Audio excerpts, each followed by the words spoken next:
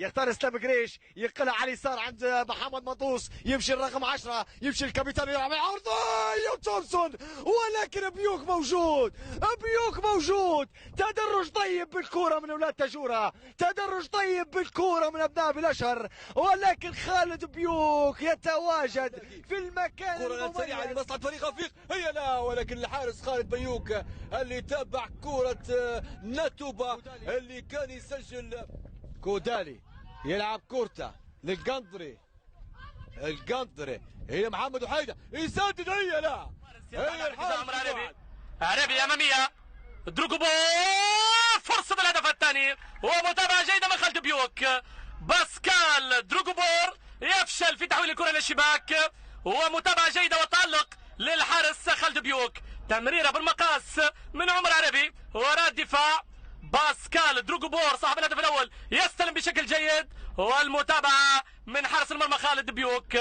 دروغوبور يرفض الهدية للفريق الأول، خطة في المشاركة في البطولة العربية. كرة لمصلحة الخمس، نعود لمعمر الشريف لسالم الرويمي، العشرة سالم الرويمي، تدخل من سيدي بيه، يمرر ناحية طارق السيد، رضا ابو فارس ناحية طارق السيد، طارق لباسكال، باسكال داخل منطقة جزاء، تسديدة من باسكال، تعود لعمر عريبي على مرتين خالد بيوك، على مرتين خالد بيوك، يبعدها، يتألق خالد بيوك، الأولى من باسكال والثانية من عمر عريبي.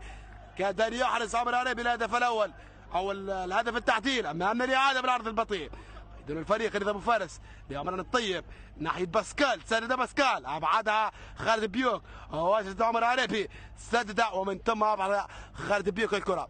تعود لمصلحه لاعبي فريق الخمس طريق عريبي، عمر عريبي، عمر ناحيه باسكال ولكن تبعد من خالد بيوك، تبعد من خالد بيوك الى ركله ركنيه، الى ركله ركنيه. باسكال كذا يفتتح التعديل او يعود للقاء من جديد بهدف التعديل، ولكن ابعدها خالد بيوك الى خارج الملعب. فقد مع المدينه ثلاث هدف مقابل هدف.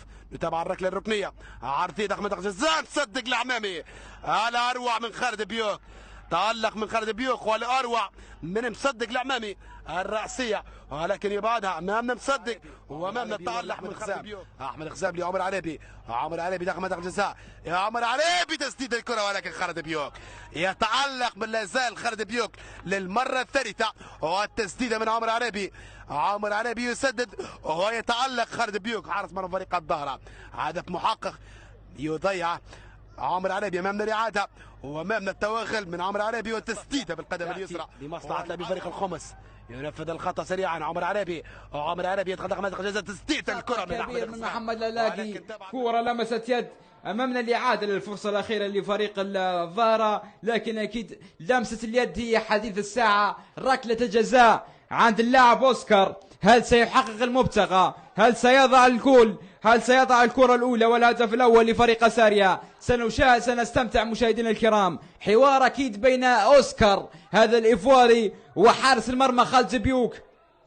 أوسكار الإيفواري أكيد لازال ينتظر، لازال حائر أين يضع الكرة، في الجهة اليمنى أم الجهة اليسرى. أوسكار مع خالد بيوك، يمشي الإيفواري أوسكار، لكن خالد بيوك يقول أنا موجود، أنا موجود، أنا حاضر هنا في ملعب شيخ الشهداء. ينقذ فريق الظاهرة من ولا الأهداف، ينقذ فريق الظاهرة من أسبقية ساريا، ينقذ فريق الظاهرة من أسبقية اللاعب أكيد أوسكار أضاع الفرصة، أو دعوني أقول بأن خالد بيوك أبعد هدف محقق عن فريقه. مميز يا خالد، مميز خالد بيوك إلى حد الآن مان أوف ذا ماتش. هذه كرة ركنية لمصلحة الساري، عرضية في القائم الثاني، خالد بيوك من جديد. أي خالد زي بيوك، أي باراد، أي تصدي مميز ورائع جدا من خالد بيوك. أمامنا الإعادة، خالد بيوك كان في الموعد وانقذ اكيد فيصل ابو جعاله وفريق الظاهره من اولى اهداف فريق ساريا. خالد بيوك في الموعد، خالد بيوك يبعد كوره ويبعد ضربه جزاء وهدف محقق لفريق اوسكار وفريق ساريا بكل تاكيد. ايمن فرانك، عرضيه في القائمه الثانيه، لكن خالد بيوك تالق من خالد بيوك في هذه الدقائق. خطأ لمصلحة خالد وبطاقة صفراء مشاهدينا الكرام على اللاعب سراج السويعي كابتن فريق أساريا. إذن أولى البطاقات في هذا الماتش وهذه المباراة. لكن الفريق يقدم في مستويات رائعة ومميزة جدا حقيقة في موسم 2014-2015. هذه كرة مصلحة فريق أساريا، عنده سكاري يركح أكيد الكرة عند